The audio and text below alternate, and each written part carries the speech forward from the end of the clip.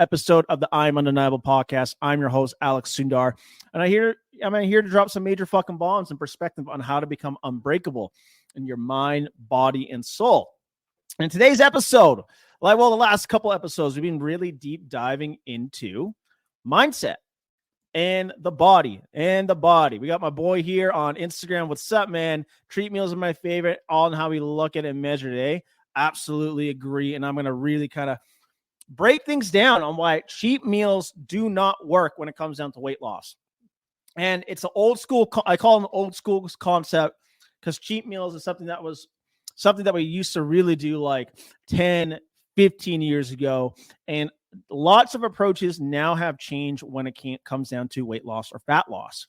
So there's going to be a ton of value on this. And if you're getting value from this, make sure to DM me on my Instagram, Alex Sundar Fit, and let me know what your biggest takeaway from this podcast episode that I'm actually going to be giving to you guys today. So cheat meals. What essentially is a cheat meal?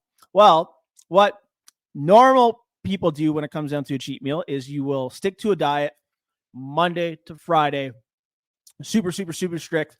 And then usually on Saturday or on the weekend, at some point we have one cheat meal that goes completely against your diet.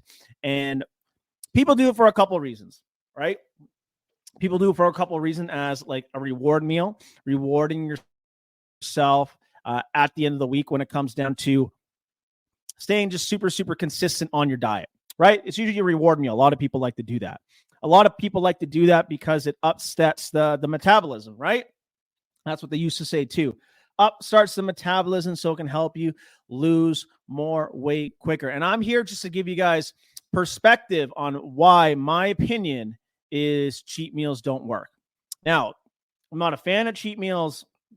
I don't like to give my clients cheat meals, but it doesn't mean we don't have flexibility in their nutrition plan. It doesn't mean you can't have some of your favorite foods and treats in order to lose weight and essentially get towards your goals, right?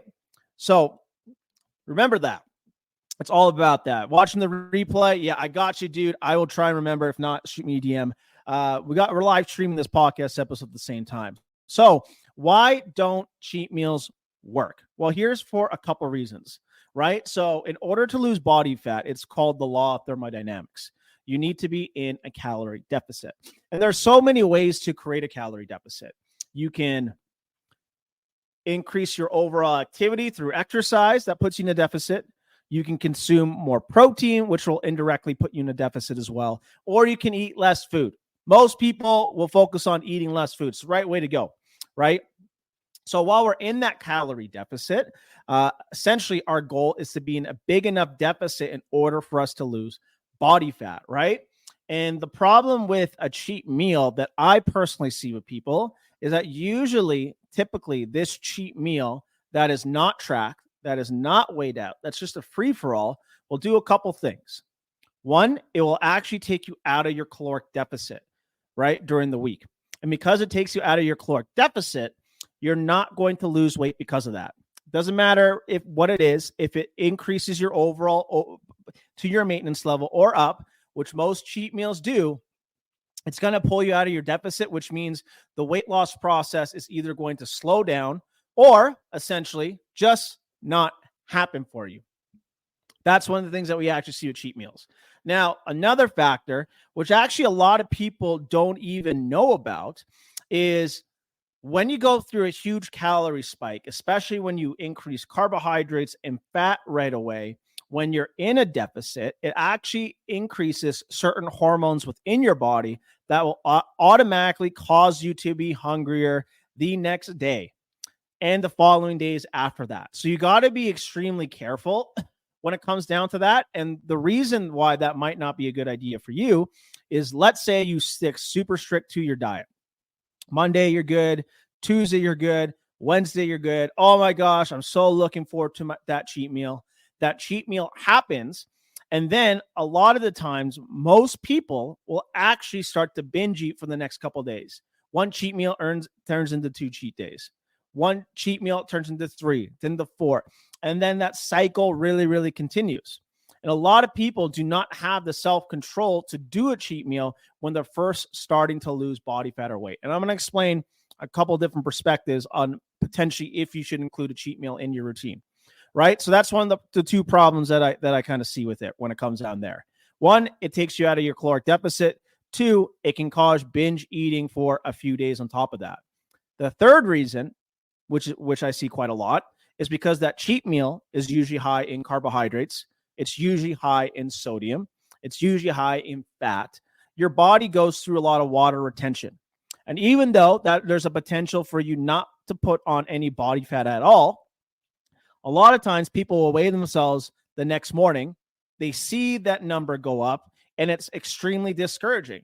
And one of the reasons why that number actually goes up is because of the water retention. Doesn't mean you always gain body fat, but it could be because of the water retention. And a lot of people just don't have a good relationship with the scale. A lot of people don't have a good relationship with their own self-body image. And because of that, a lot of times they're like, fuck, what's the point? I worked so hard all week. I stuck to my diet plan. I should just give up. Well, the reason why that happened is because of that cheat meal, right? So what you need to do is you need to strategize correctly when it comes down to your nutrition plan to make sure that you can still stay on point with your caloric deficit, still have some freedom, and able to get towards your fat loss goals. So we're going to break it down, and I'm going to tell you guys exactly how you should be doing it and how you can include a potential flexible or free meal within your plan. Number one thing you got to realize when it comes down to cheat meals, whatever restaurant or place that you choose to have that meal, that caloric intake that you're taking is not very controlled.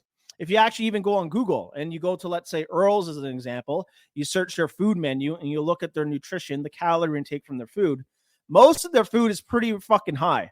We're talking about like 1,100 calories just for that one meal. Some meals are even up to 2,000 calories. It's quite crazy when you look at restaurants and what they actually put in their food. They load it with butter, oil, sauces. Yes, it might taste fucking good, but if your goal is to lose body fat and actually to keep it off and really get in shape, well, you could be just making a mistake right there. So what can you do instead? Well, this is what I teach my clients. It's the exact strategy that I give them. One, something that's called flexible dieting. I'm a big fan of flexible dieting.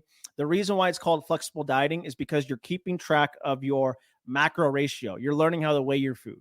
You're keeping track of your protein intake, your carbohydrate intake, your fat intake. And because you can keep track of those foods and those macronutrient profile, you can add in or sprinkle in, as I call it, some of your favorite foods.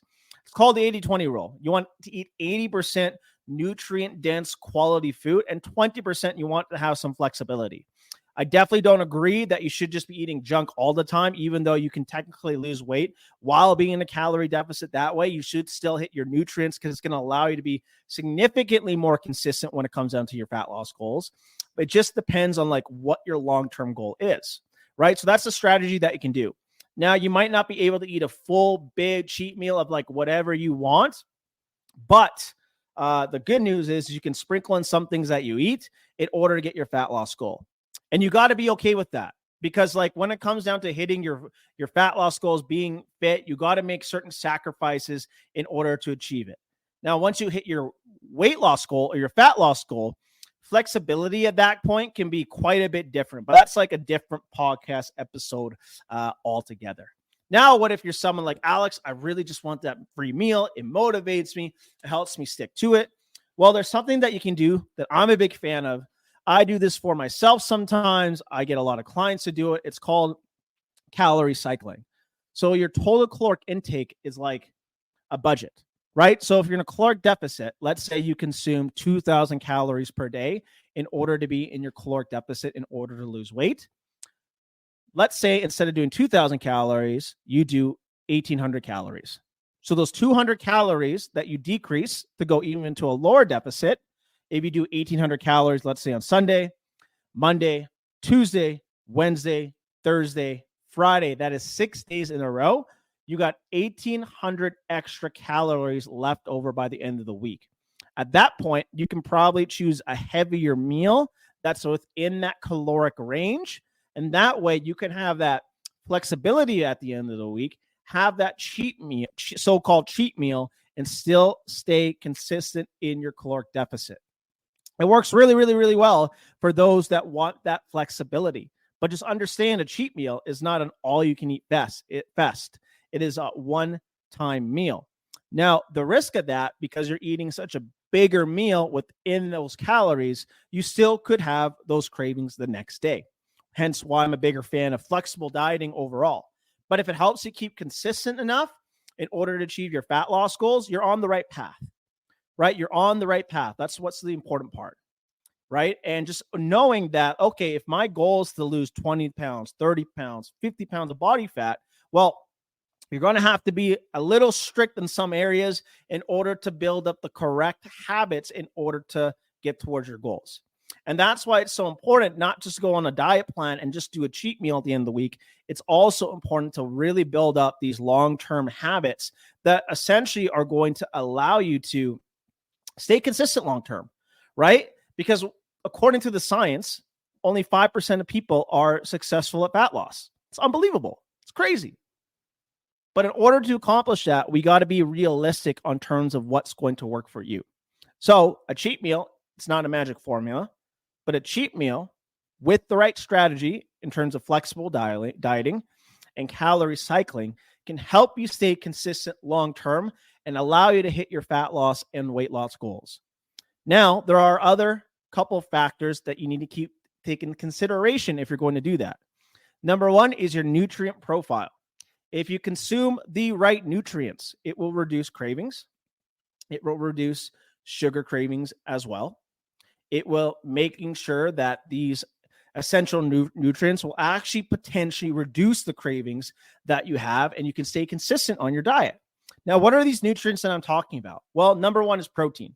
Protein is going to maintain lean muscle mass on your body. It is very satiating, and it'll increase a thermal burning effect within your body anywhere from 5 to 30%, depending on your genetics. So that's extremely important to know. The second thing that we can actually look at is your fiber intake. Fiber intake is so important for your gut health. It's so important because it also allows your body to absorb nutrients from the food that you eat. And you want to eat a bare minimum of 14 grams of fiber per 1,000 calories. So when you're in your caloric deficit, a lot of those fibrous foods that you're going to consume from are going to be coming from fruits and vegetables. So it's indirectly going to force you to consume foods that are higher in nutrients and that have a higher nutrient profile to supply your body with the right nutrients in order to lose weight, in order to get towards your fat loss goals.